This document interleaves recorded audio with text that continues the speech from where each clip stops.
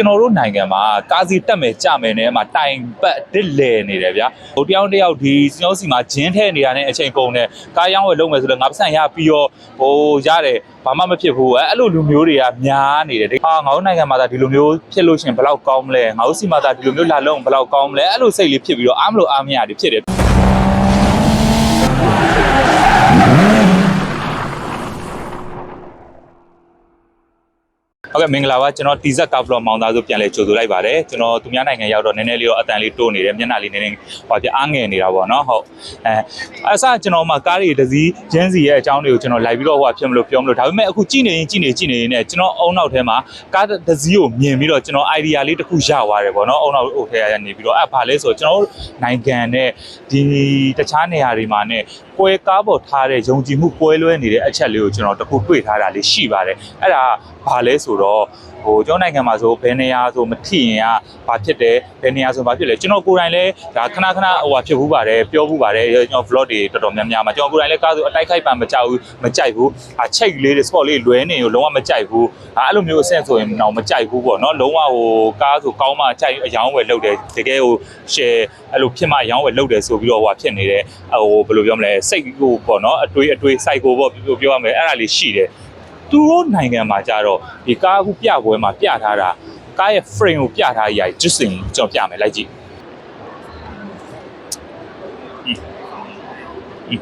ဒီမှာဒါချိတ်ကမထည့်ရသေးတာလားနောက်မှထည့်မှာလားမသိဘူးချိတ်ကျွန်တော်စီမှာဆိုလို့ရှိရင်တော့ဟိုလိုမျိုးချိတ်ဆိုပြီးတော့ဒီနားလေးမှာရှိတယ်ဒီမှာကတော့ချိတ်မရှိဘူးနောက်ကြသူ့ sport လေးရလဲတစ်မျိုးလေးတွေပဲ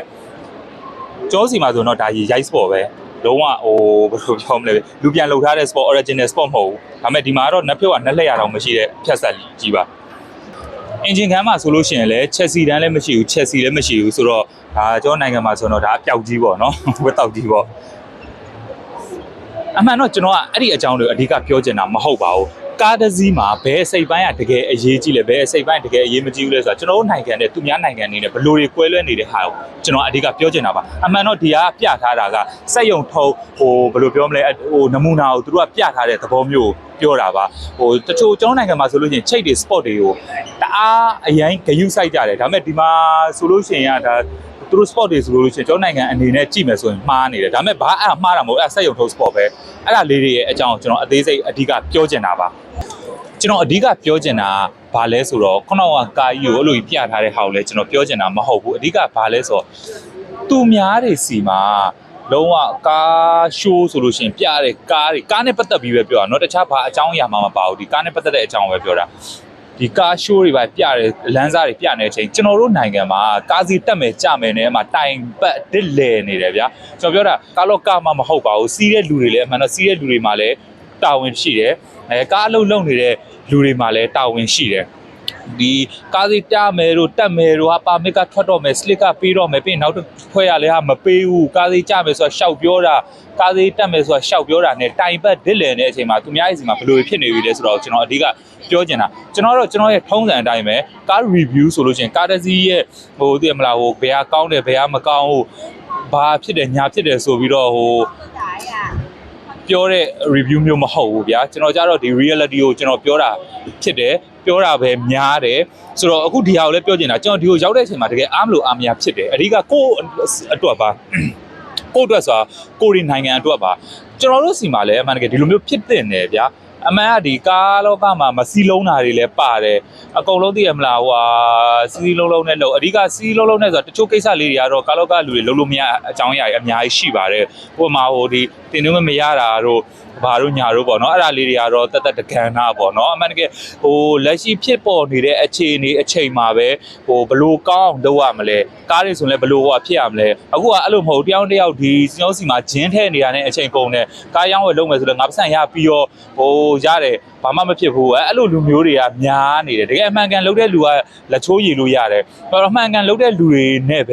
ဲဟိုဘယ်လိုပြောမလဲဒီဟာကြီးကိုလည်းကျွန်တော်ကဟိုပြုတ်ရင်ပြောင်းလဲဝါလို့မရဘူးတကယ်အမှန်ကန်လုပ်နေတဲ့လူကပွင့်လင်းပြောတကယ်နဲတယ် ကားနဲ့ပတ်သက်ပြီးတော့တိုးတက်အောင်လုပ်ချင်တယ်ဆိုလို့ရှိရင်လည်းတကယ်လုပ်ကြဗျာကျွန်တော်တို့လည်းတတ်နိုင်တဲ့ဘက်ကနေပြီးတော့ပါဝင်ကူညီပေးမယ်ဒီမြင့်လူတွေကလည်းအားလုံးပါဝင်ပြီးတော့ပေါ့နော်ရှိပါတယ်ကျွန်တော်စီမှာတကယ်တထေးတွေကားလုပ်နေတထေးတွေသူတို့လည်းအဲ့လိုအတီးအကျလေးနဲ့ပါဝင်ပတ်သက်ပြီးတော့လုပ်မယ်ဆိုလို့ကျွန်တော်ကျွန်တော်နိုင်ငံမှာလည်းဒီလိုပွဲမျိုးကြီးကျင်းပနိုင်မယ်လို့ကျွန်တော်ထင်ပါတယ်အခုဒီကိုကျွန်တော်ရောက်တာပွင့်လင်းပြောကျွန်တော်ဆိုဗျာကျွန်တော်ဘယ်လိုပြောမလဲကျွန်တော်အိတ်ဆိုင်ပြီးတော့ကျွန်တော်လာတယ်ဘာမှကိုယ့်အတွက်အကျိုးမြတ်မရှိဘူးကျွန်တော်အဓိကကျွန်တော်ကြည့်ချင်တာပါတယ်ဒီမှာကားရှိုးပြပွဲကားပြပွဲဘာညာဆိုဘာကားရှိလဲဘာလဲကြည့်နေတာပါတယ်ပါပြီးတော့ဒီရောက်တော့ကျွန်တော်စိတ်ထဲမှာထင်တာကဘယ်လိုပြောမလဲကျွန်တော် blog တွေအဲ့လိုမျိုးရိုက်မယ်ဘာမှပြောနေစိတ်ကဗျာငါတို့နိုင်ငံမှာဒါဒီလိုမျိုးဖြစ်လို့ရှင်ဘယ်လောက်ကောင်းမလဲငါတို့စီမှာဒါဒီလိုမျိုးလာလုံးဘယ်လောက်ကောင်းမလဲအဲ့လိုစိတ်လေးဖြစ်ပြီးတော့အားမလို့အားမရတွေဖြစ်တယ်ပြင်းတဲ့ကျွန်တော်ဒဇီးချင်းစီတောင်မှတိတ်ပြီးတော့ review ပြောချင်တဲ့စိတ်ကမရှိတော့ဘူးဘာလို့လဲဆိုတော့ review ကကျွန်တော်မှမဟုတ်ဘူးဗျာဒီမြင့်လူတွေလည်းပြောမှာပဲဟုတ်တယ်မလားသိမှာကျွန်တော်မပြောလဲဒီမြင့်ဟာတွေသွားကြည့်လို့ရှင်သိရမှာပဲအခုကျွန်တော်ပြောတဲ့ဟာတွေကြတော့ကျွန်တော်ကိုကြည့်မှာပဲသိရမှာဆိုတော့ကျွန်တော်အဲ့ဒါကိုပို့ပြီးတော့ပြောချင်သွားတယ်ပြောချင်သွားတော့တော်က review တော့မရိုက်တော့ဘူးလို့အဓိကတကယ်အကျိုးရှိမဲ့ဟာကိုပဲကျွန်တော်ဖြစ်တော့မယ်ပြောတော့မယ်ရိုက်တော့မယ်ဆိုပြီးတော့စဉ်းစားပြီးတော့ကျွန်တော်ဒီစကားတွေကိုပြောတယ်ဆိုတော့ဒါကျွန်တော်အပြုတ်တဘောစောင့်ပြီးတော့ပြောတာပါရှိပါတယ်ဗျာဒီလိုနေရာအကျယ်ကြီးတွေမှာသိရမလားအများကြီးပဲအဲ့လိုမျိုးတွေမှာဟာဒီလိုမျိုးဖြစ်လာရင်ဘယ်လောက်ကောင်းမလဲနောက်တစ်ခုလေဒီမှာအကုန်လုံးစီကန်းရှိကြတယ်သိလားကျွန်တော်မြင်တာဒီရိုက်နေတဲ့အချိန်သိရမလားသူတို့သွားမဲ့လမ်းမှာဖြစ်တယ်ဆိုလို့ရှိရင်လည်းမကြိုက်တယ်လို့စိတ်မရှိတယ်လို့သူတို့သွားမဲ့လမ်းမှာအဲ့လိုကျွန်တော်ကပိတ်ပြီးရိုက်နေပါဒီမှာအဲ့လိုလည်းမရှိဘူးအဓိကလူတွေနဲ့လည်းဆိုင်နေဒီမှာအဲ့လိုရိုက်နေဆိုသူ့ဘက်သူရှောင်ထွက်သွားတယ်အဲ့လိုဝင်တိုက်တယ်ဆိုတယောက်ပြုံးလေးတွေတောင်းပန်တယ်ဒီနေရာမှာမဟုတ်နော်တခြားကျွန်တော်မှလမ်းဘေးမှာကားလမ်းကူးတာတွေဘာတွေကအစားအဲ့ဒီအတိုင်းပဲအဓိကလူတွေရဲ့စိတ်နဲ့လဲဆိုင်တယ်အဓိကကိုတိုင်းပဲကိုတိုင်းကပြင်လိုက်လို့ရှိရင်လူတိုင်းပြင်လိုက်လို့ရှိရင်အကုန်လဲပြင်လို့ရမယ်အဲ့လိုပါကျွန်တော်ပြောချင်တာကျောစီမှာဒီလိုဖြစ်စေခြင်းတယ်ဗျာအဲ့ဒါကိုအဓိကပြောချင်တာreview လဲလိုမျိုးကြီးတိတ်ပြီးတော့ထွေထူးစိတ်ထဲမှာလှုပ်ချင်စိတ်ကတိတ်မရှိတော့ဘူးဘာတွေမှလည်းမသိဘူးစိတ်ထဲမှာအဲ့လိုမျိုးဖြစ်လို့တော်တော်အားကြတယ်အဲ့ဒါလေးကိုကျွန်တော်အဓိကပြောချင်တာပါဒါကတပိုင်းပေါ့နော်ကျွန်တော်အခုပြောတာပထမဟာကိုကျွန်တော်ဆက်ပြီးတော့ပြောရရင်အခုဒီရှေ့မှာကျွန်တော်ပြထားတဲ့ဒီကားကြီးကိုဒီခေါင်ကနေဖြတ်ထားတာကိုပြလဲအဲ့လိုပဲကျောစီမှာဆိုလဲအဲ့လိုအယူဆမှားနေတာတချို့ဆိုလို့ရှိရင်ကားဆိုလို့ရှိရင်အလွတ်ကျက်ပြီးတော့အလုတ်လုတ်တဲ့လူတွေရှိတယ်အလွတ်ကျက်ပြီးအလုတ်လုတ်တယ်ဆိုတာမတောက်တစ်ခေါက်တည်းမှလား၄-၅ခေါက်50စီးလောက်ကြည့်ပြီးတော့ငါဆရာကြီးဆိုပြီးလှုပ်ရှားနေတဲ့ကောင်တွေအများကြီးပဲအဲ့လိုကောင်တွေကြောက်အဲ့လိုကောင်တွေလုံးဝငကန်းတလုံးမှကားနဲ့ပတ်သက်ပြီးမသိတဲ့လူတွေကသွားမေးလိုက်လို့ရှိရင်အဲ့ကောင်တွေကစောက်တလွဲတွေပြောမယ်စောက်တလွဲတွေပြောပြီးသွားရင်အဲ့ဒါကြီးကိုခေါင်းထဲမှာမှတ်ပြီးတော့လိုက်ဝင်ဒုက္ခရောက်တဲ့ကိစ္စတွေလည်းရှိတယ်ဒုက္ခရောက်တယ်ဆိုတာ तू ဝယ်တဲ့လူဒုက္ခရောက်တာမဟုတ်ဘူးเนาะတကယ်မှန်ကန်တဲ့ရောင်းတဲ့လူတွေကတိုင်ပတ်တဲ့အခြေအနေအများကြီးရှိတယ်တလွဲကြီးတွေသိရမလားအသိလာပြီးတော့အဲ့အသိတွေနဲ့အမှားကြီးတွေနဲ့ပြောတယ်အဲ့လိုမျိုးတွေလည်းနည်းနည်းလေးရှော့ရင်ကောင်းမယ်လို့တကယ်တက်တိနားလဲလူတွေကလည်း sharing လုပ်ပေးပေါ့เนาะအရင်ကျန်းကျန်းမဟုတ်သေးတဲ့လူတွေကလည်းတအားကြီးတွေမဖြစ်နေပေါ့သိရမလားကိုယ့်အကိုအရင်ဆုံးတေချာလေ့လာပြီးတော့မှတကယ်မှန်ကန် information လေးတွေပေးပေါ့အဲ့လိုမျိုးလေးတွေလုပ်လို့ရှိရင်ကျောစီမှာလည်းအဲ့လိုကားနဲ့ပတ်သက်ပြီးတော့ level လေးတစ်ခုတက်သွားမယ်လို့ကျွန်တော်ထင်ပါတယ်ကျွန်တော်လည်းဆရာကြီးမဟုတ်ပါဘူးကျွန်တော်လည်းဘာကောင်းမှမဟုတ်ဘူးကျွန်တော်လည်းအများကြီးသိသေးတဲ့လူမဟုတ်ဘူးဒါပေမဲ့ကျွန်တော်သိတဲ့ဟာတွေလောက်ကိုပဲတိတိကျကျပြောပြတာပါပြောပြတာ sharing လုပ်ပေးတာမျှဝေပေးတာအရန်တော်ပြီးတကယ်တစ်ဖက်ခန်းကအောင်အကုန်လုံးသိနေတဲ့လူဆိုရင်လည်းအဆင်ပြေတယ်ဘာလို့လဲဆိုတော့သူတို့ကကြည့်ပြီးကျွန်တော်ဘာမှပြောစရာအကြောင်းမရှိဘူးဘာမှငကန်းတလုံးမသိတဲ့လူဆိုလို့ရှိရင်လည်းအဆင်ပြေတယ်အဲ့လိုဟိုမြောက်ဒီမြောက်ကြည့်တဲ့လူတွေဆိုရင်စိုးတယ်တော်တော်အဆင်မပြေဘူး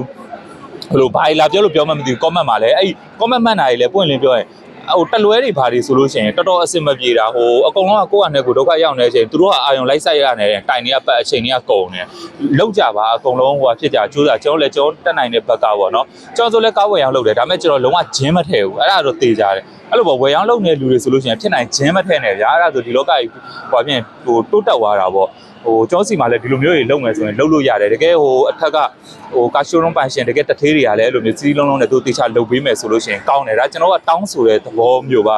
ကျွန်တော်အနေနဲ့ဘာလုပ်လို့မရဘူးကျွန်တော်အရန်ချမ်းသာတဲ့ကောင်မဟုတ်ဘူးအောက်ခြေရာကောင်ပဲအဲ့ဒါလေးကိုစိတ်ထဲမှာဖြစ်လို့ပြောတာပါနော်တချို့ကိစ္စလေးတွေဆိုလို့ရှိရင်လည်းကားနဲ့ပတ်သက်ပြီးတအားကြီ